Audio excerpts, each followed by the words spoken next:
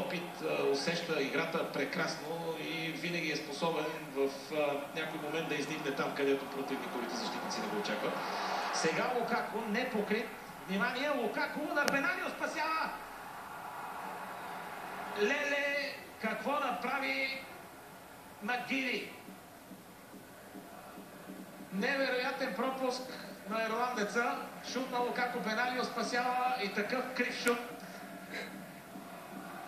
може да бъде наистина сякаш само ирландски патент. Няма такава крива ракета. Празна врата, падна врата. Още веднъж повторение. Това решаваше матча. Обаче Макгиди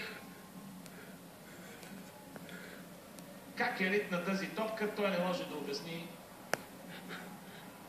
Този път невероятен късмет извадиха домакините. Ето пак обаче ситуация подобна на първото по време. Евертън рядко се озовава пред вратата